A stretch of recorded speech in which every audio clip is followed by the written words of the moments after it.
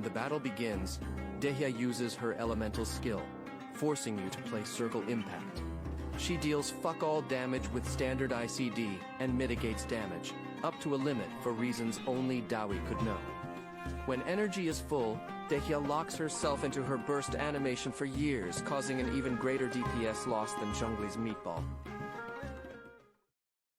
Okay, now that we got that established, let's talk about DEYEAH, the upcoming meta-defining character in Genshin Impact. Also, if you are wondering, I got this meme from Reddit. Okay, so let's talk about DEYEAH, and let's talk about expectations. I am sorry if footage of DEYAH's burst and her entire motif has sold you on the idea of DEYEAH as a main DPS carry. I humbly apologize. Because DEYEAH is not a carry. Would you like to understand why? Let's start at the beginning. DEYEAH has an HP ascension. This, prior to the final beta change, this actually wasn't used for any of her damage at all at C0. This is entirely telling you to focus on her damage mitigation passive, which is her E skill, which will be the core of her kit. This is what DEYEAH does. This is what DEYEAH's purpose is. E Molten Inferno. She throws down a turret. You take 50% less damage for 12 seconds, and you have infinite interruption resist for 9 of those 12. That is what DEYEAH is. That is what DEYEAH does. There is technically no real incentive to use her burst at all, per se. None of her passives are dependent on it, besides C2. Even her self-healing passive triggers automatically. If they wanted to incentivize bursting, they would have had this trigger on her burst instead. So that's kind of just the way the cookie crumbles with the way DEYEAH works and the way DEYEAH is designed. Her burst is, quite frankly, irrelevant. So I'm not going to talk about it after this. We're going to talk about her E skill. She puts down this field. It effectively doubles the HP of your current on-field character. This skill best provides effective HP increases for characters with very large HP pools to begin with, like a Hu Tao or a Yelan, or characters who are actively healed over time, like an on-field Kokomi, etc. Or, again, Hu Tao because of her burst. So, DEYEAH makes you take less damage, but doesn't make you recover HP. Her damage mitigation becomes more impressive the more HP you have, because DEYEAH's damage mitigation will actually not cap out before your on-field character dies if you have less than 30k HP, even with barely any HP investment. Which is, in and of itself, pretty funny. But it does mean that she is especially good with tankier characters. Infinite interruption resistance for 9 of 12 seconds with her E skill is actually very nice. Places where that is useful are generally a lot of teams, actually. Especially recently, people have had very glaring complaints about units getting interrupted. And when your shield breaks, that's not necessarily a fix, because you can still get interrupted. So if you actually want to be permanently uninterruptible, healing combined with DEYEAH's infinite interruption resist is actually very good. The problem is, well, not problem. The thing is, DEYEAH is designed as a pyro character. Pyro characters, pyro is just not a very good support element right now. So the reactions that pyro enables are reverse melt, at forward vape, and overload. Overload and burning. But burning is technically, for the purpose of this, we're going to treat it as a subset of reverse melt.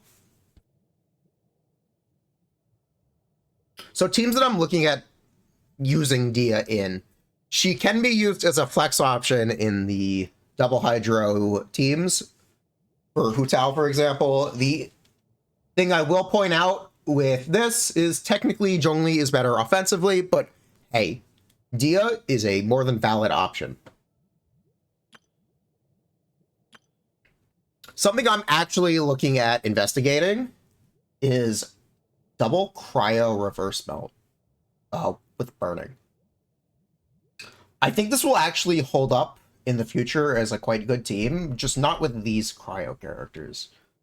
The end game for this kind of comp is to have a better carry than Ganyu. That is what you really want to see. Ganyu as the carry, it's not necessarily hold up quite as well as we'd like it to. Or I would like it to. General, double hydro, dog drag, always will work. If you do not already have Yelan, I highly, highly recommend pulling Yelan on this banner before she leaves. You will also be able to generally slot Dehya in with a comp like this, and it won't be completely horrible, because Dehya generates additional pyro particles. The way Dehya's turret works is it hits as it does a secondary attack after you do damage to the enemy every 2.5 seconds. This attack has no ICD, and always generates one particle, as I understand it currently. So Dehya's turret will proc 5 or 6 times. You get 5 or 6 pyro particles additionally for your Xiangling, which is quite nice, to be honest. Burning. You can actually do something like this. This is a burning aggravate overload comp, where you're using Dehya as both a defensive option, and you're also getting the damage from the overloads for your Sino or official. And it does work. You maintain the aggravate during the duration of Dehya's turret. Sigma balls. And then this is a bit more cope, but yes. I'm generally looking at reverse melt comps. That is my personal opinion, but again, the problem with reverse melt comps right now, it's pretty simply just, we've never had a good character released for reverse melt.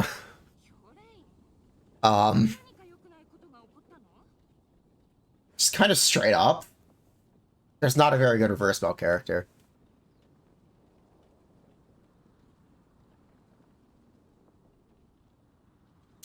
Which is really the core problem with Dehya. She's a pyro support, but she doesn't support the existing pyro characters. So she's meant to be played as solo pyro. But if she's meant to be played as a solo pyro, that means she's a support character, and regarding her as a support, pyro unfortunately isn't very useful at this moment. Yeah, that's the real difficulty with Dehya. And that's the thing that kind of makes her seem homeless at the moment. But focusing on the lack of her personal damage from her burst is, quite frankly, an exercise in futility, in my opinion. I don't think Dehya will ever do that much damage. Despite you wanting... If you want her to be on field doing damage, you can play teams that will allow her to be on field doing damage. They just won't necessarily be her best use case. Which you could liken to someone like Kokomi, in my opinion. So yeah, that's pretty much it. If you want to build Dehya, recommended weapons, Favonius Greatsword, Wolf's Gravestone, her 5-star Claymore, artifact sets, 4-piece Tenacity of the Millilith, 4-piece Instructors, and if you do want her to do damage, 4-piece ESF, because you will need a lot of energy recharge. You will generally need a lot of energy recharge. Dehya's Ziarak, in a triple Hydro team for bursting every 20 seconds, is, I believe, 170. And it only goes up from there. Pyro Resonance comps will generally require her to have 200 or more. And then comps where she's the only Pyro character, you're looking at effectively 300. Just not feasible. So my genuine recommendation is don't build ER. Just don't worry about it. Just use a reskill. Not a big deal.